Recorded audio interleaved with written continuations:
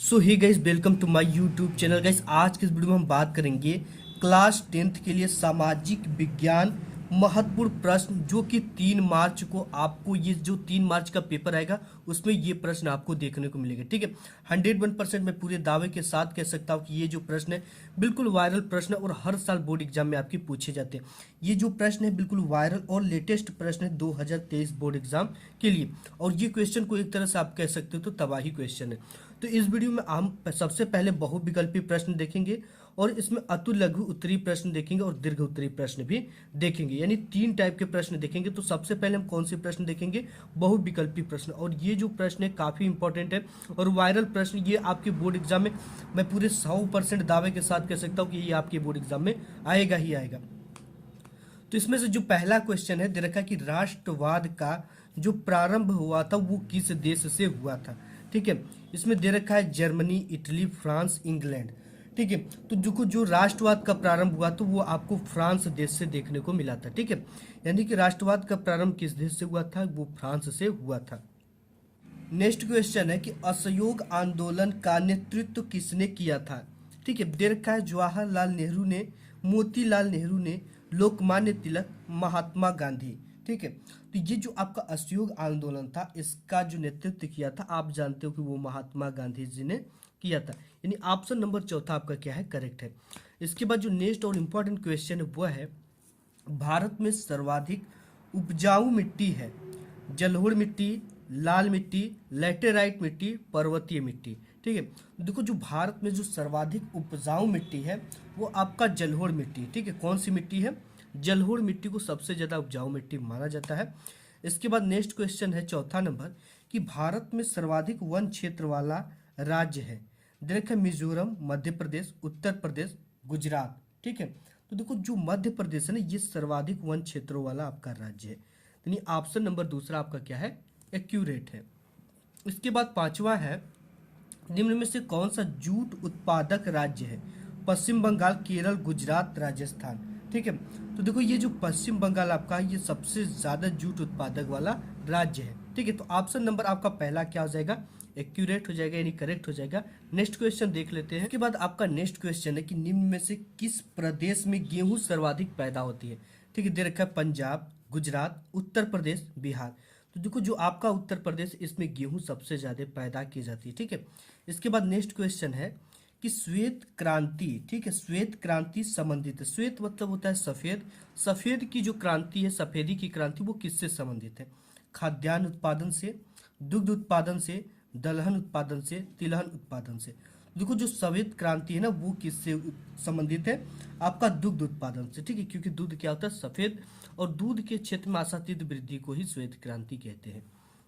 Next question है कि चाय की खेती, किस खेती के लिए? चाय की खेती के लिए कौन सी मिट्टी सर्वाधिक उपयुक्त है? दे रखा है दोमट मिट्टी, जलोढ़ मिट्टी, पर्वतीय मिट्टी, लैटेराइट मिट्टी।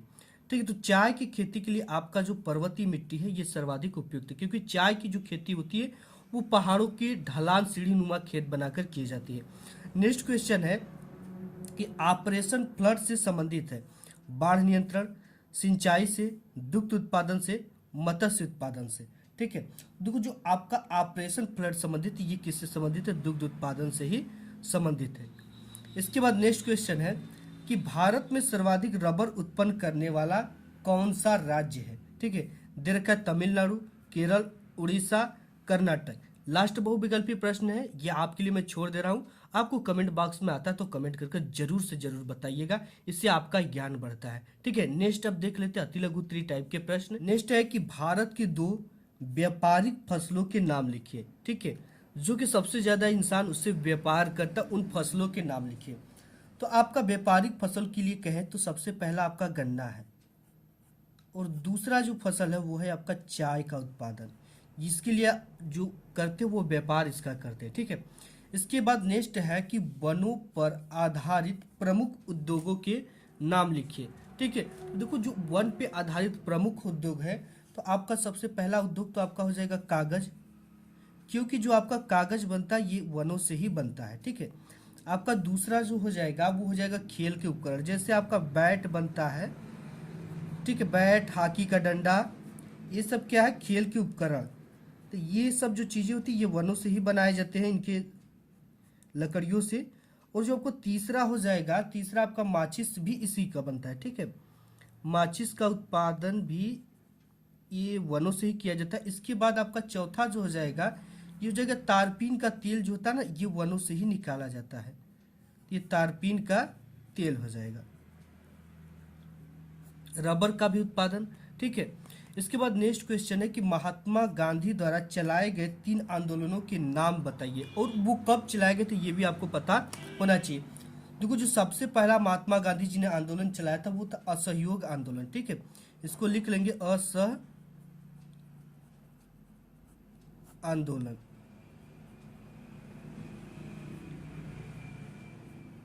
ये आपका इन्होंने चलाया था 1 अगस्त 1920। लिख देंगे इसको इस बॉक्स में, 1 अगस्त 1920 ईस्वी।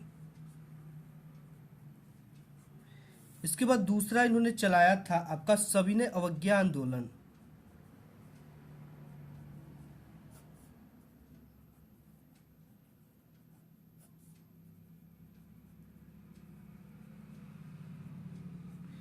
ये सविनय अवज्ञा आंदोलन इन्होंने चलाया था 12 मार्च 1930 ईस्वी में। कब? 12 मार्च 1930 ईस्वी में। इसके बाद नेक्स्ट जो तीसरा इन्होंने आंदोलन चलाया था वो था भारत को छोड़वा दिए थे इन्होंने, ठीक है। तो भारत छोड़ो आंदोलन।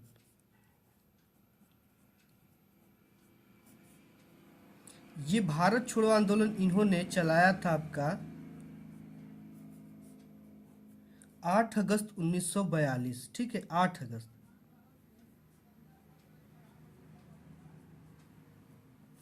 अगस्त 1942 ईस्वी में इन्होंने 3 आंदोलन चलाया। पहला असहयोग आंदोलन, सविनय अवज्ञा आंदोलन, भारत छोड़ो आंदोलन। ये 3 इनके आंदोलन थे जो कि इन्होंने चलाया था, ठीक है।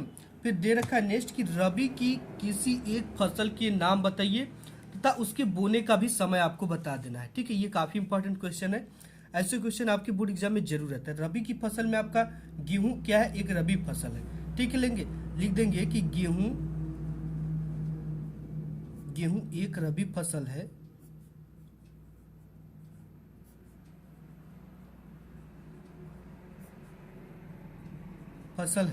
और इसकी जो बुआई होती है वो शीत ऋतु में होती है, ठीक है। इसकी जो बुआई होती है, अब इसकी बुआई चालू हो गई है गेहूं की, तो हम लिख देंगे कि इसकी बुआई शीत ऋतु में होती है। इसकी बुआई शीत ऋतु में होती है।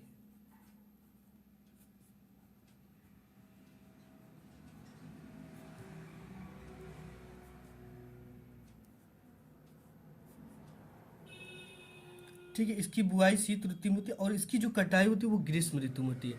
यानी कि जेठ में, जो जेठ का महीना होता है उसी में इसकी कटाई होती है। आप तो जानते होंगे अगर गांव के होंगे तो, इसकी कटाई ग्रीष्म ऋतु में की जाती है। अगर आपके यहाँ देखिए चावल या धान होता है ना, तो इससे रिलेटेड एक क्वेश्चन आपके बोर्ड एग्जाम में जरूर आता है। चावल की बुआई का पूरा वर्णन आ सकता है, या गेहूं की बुआई का पूरा वर्णन, समय, कटाई, पकाई, हर एक चीज इसका डिटेल्स आता है, जो कि 5 से 6 नंबर का आता है। तो इस चीज को अगर आप जान जाते हो तो 101% आपका बोर्ड एग्जाम में 5 नंबर पक्का आ जाता है। लेकिन ग्रीष्म ऋतु में कटाई होती है, इसकी कटाई ग्रीष्म ऋतु में होती है। ये हो गया। अब नेक्स्ट क्वेश्चन देख लेते हैं। नेक्स्ट क्वेश्चन आपका है कि रेल परिवहन के किन्हीं 3 आर्थिक लाभों का वर्णन कीजिए। काफी इंपॉर्टेंट क्वेश्चन है, एकदम मोस्ट इंपॉर्टेंट, इसको आप समझ जाइए। ये आपके बोर्ड एग्जाम में आ ही रहा है, ठीक है। काफी इंपॉर्टेंट है। तो जो सबसे पहला इसका 3 आर्थिक लाभ को लिखना है, तो सबसे पहला में क्या होता है, रेल ने उद्योगों के विकास के लिए महत्वपूर्ण योगदान दिया है, ठीक है। एक बार में ही बहुत ज्यादा सामग्री को कम खर्च में बहुत जल्दी एक स्थान से दूसरे स्थान पर ले जाती है। आपने देखा ही होगा रेल में प्याज भी जाता है, हर एक आवश्यक वस्तु को अब रेल द्वारा परिवहन किया जा रहा है, ठीक है। तो ये एक सस्ता साधन है और जल्दी साधन है, और सुगम स्थानों पर भी जल्दी से पहुंचाया जा सकता है। इससे एक बार में बहुत सारे माल को एक स्थान से दूसरे स्थान पर ले जाया जाता है। इसके बाद नेक्स्ट है कि कृषि उपजों के क्षेत्र में रेलवे ने भी महत्वपूर्ण भूमिका को अदा किया है। या निभाया है। ठीक है, जरूरत से ज्यादा उत्पादों को दूर के शहर में आसानी से पहुंचाता है। देखो कभी कभी क्या होता है कि गांव के क्षेत्रों में काफी ज्यादा चावल उत्पन्न हो जाता है, गेहूं उत्पन्न हो जाता है, या प्याज, जो जहाँ जो चीज होते हैं, कहीं पे सेब होता है जम्मू कश्मीर में चाहे जैसे, तो वहां पे क्या होता है रेल के द्वारा मतलब कि ये कच्चा माल होता है, अगर जल्दी से न पहुंचाए तो पक जाता है। तो ट्रेन क्या करती है, उसको लाद कर, बहुत ज्यादा माल को लाद कर एक शहर से दूसरे शहर पर तुरंत पहुंचा देती, फास्ट पहुंचा देती है, जिससे क्या होता है कि उसको छोटे छोटे शहरों में थोड़ा थोड़ा ट्रकों द्वारा सप्लाई कर दिया जाता है। ठीक है, इन सब जो बातों को मैं बोल रहा हूँ ये भी आप अगर बोर्ड एग्जाम में लिखते हो तो आपके नंबर मिलेंगे अगर ये डिटेल्स आती है तो भूमिका निभाया, जरूरत से ज्यादा उत्पादों को दूर के शहर में आसानी से पहुंचा देता है। ठीक है, और जैसे किसानों को खाद की आवश्यकता होती है तो क्या करते हैं, जैसे आपके धान की बुआई हो रही है, इसमें बहुत ज़्यादा यूरिया की आवश्यकता होती है, डाई की, तो सरकार क्या करती है कि एक ट्रेन से किसी किसी शहर में एक ट्रेन यूरिया डाई भेज देती है, जिससे कि क्या होता है कि छोटे छोटे गाड़ियों द्वारा गोदामों तक पहुंचाया जाया जाता है, जिससे किसानों को जल्दी से जल्दी अत्यधिक मात्रा में खाद उपलब्ध हो जाते हैं। और ये भी है कि आपातकाल के समय या बाढ़ या अकाल के समय रेलों द्वारा ही सामग्री को तत्काल पहुंचाया जाता है। ठीक है, जहाँ पे बहुत ज़्यादा मात्रा में और तत्काल चीज़ों की जरूरत है वो रेलों के द्वारा ही पहुंचाया जाता है। तो गाइस आज के इस वीडियो में बस इतना ही, मिलूंगा एक नेक्स्ट वीडियो में, तब तक के लिए धन्यवाद।